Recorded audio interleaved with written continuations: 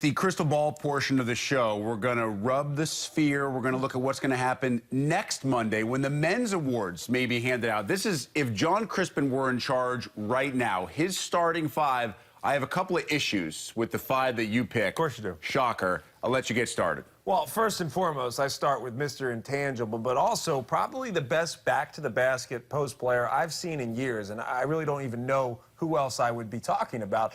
It's Ethan Happ. Ethan Happ has to be on this list. He does a little bit of everything. Obviously, he's great in defense. He's probably going to win Defensive Player of the Year. I think he should. If not, goes Dakota Mathias. But he does a little bit of everything, but you can see how important he is when he gets taken away. You start to double-team him, and Wisconsin is just not as effective. It shows how important this young kid is. And remember, he's got 2 more years to do this. And he's not exactly the kind of guy who's just going to jump and go to the NBA. Watching him against Rutgers in a game that you and I saw firsthand when he absolutely dominated was a thing of beauty if you were a Badger fan. I think your second pick is probably the most obvious, and the first one you probably wrote down when you were creating this list. It's honestly the one that I didn't even have to write down, right? It's just so obvious. I probably didn't even need to tell everybody. It's Biggie Swanigan. I mean, he's the best story in college basketball, not just because he's potential National Player of the Year candidate. It's because of where he came from. I mean, this is a guy who really dedicated himself to being better every single day. And it's not like he dropped 10 pounds and really got cut up. No, the guy dropped 100 plus. I mean, he really dedicated himself, his body, and he continues to do it.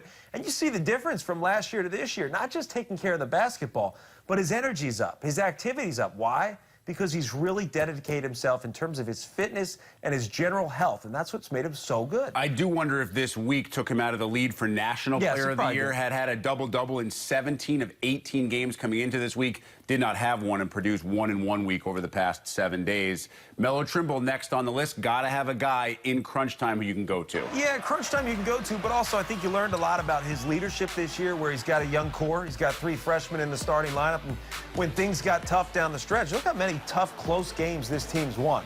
They're not doing that because their freshmen are comfortable in close games. They're doing it because their freshmen have confidence because of what Melo Trimble's able to do. You know you can go to him down the stretch, and I think that's what makes this team so good. The problem is, it's also what makes this team vulnerable because he's had a lot on his shoulders, and I think a little bit starting to wear down. I think your last 2 picks are a bit debatable, might be a good word, and that's not saying that you shouldn't have them on there. I just think there are other players that could argue against your next 2 selections. So the interesting thing is, instead of just telling me you're wrong, it should be so-and-so, tell me why these guys shouldn't be on the list. And I think that's the way I look at this. I have a tough time taking a guy like Peter Jok off this list. Peter Jok scoring 20 points a game. Yes, he got hurt, lost him for a little while, and didn't seem to be much of a let-up from Iowa. I think as they got him back, they got even better and better because the young guys realized that they could get things done. The thing is, Peter Jok is the best shooter in probably college basketball. So how could you not have the best shooter, one of the best scorers in the Big Ten, not on your top 5? So I'd like to see him play with any other 4 seniors right now and see how effective that team would be because of the way he changes the game. Forces you to just trail him at all times, follow him around the perimeter. It makes the game easier, and it's the reason why some of those young freshmen are starting to thrive. Now, it's interesting because I think Jok and your 5th and final selection are guys that may turn out to be the best pros from this year's class inside the Big Ten, but this is the one that I disagree with the most. And I would love to know who you would replace with Malcolm Hill. I'll get there.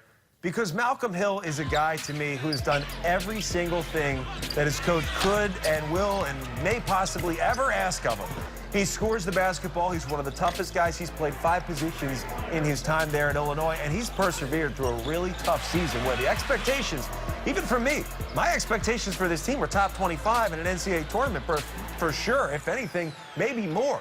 And Malcolm Hill, in my opinion, if that was the case, could have been a Big Ten Player of the Year candidate.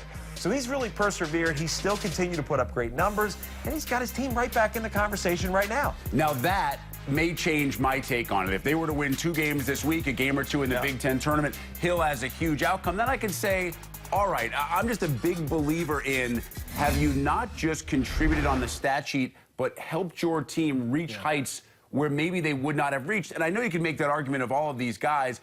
I just think it's hard when you have teams like Jok's Hawkeyes and Hill's Illini that right now are on the outside looking in, but you leave off guys like Derek Walton, who to me is a first-teamer this year. Derek Walton, but he's been a first-teamer the last 6 games. not so last much 10 the games. entire last 10 games, but not so much the entire season. So I think that's why I lean towards a Melo Trimble, because I think Melo has just put his team in position. And I don't think I would take, Malcolm Hill off and put Derek Walton on.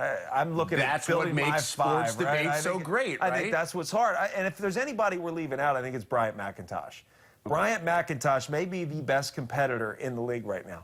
And he has fought as hard as I've ever seen anyone fight, particularly with Scotty Lindsey going out. Now this is an argument that you could make to me, because without McIntosh on that team, they are nowhere near.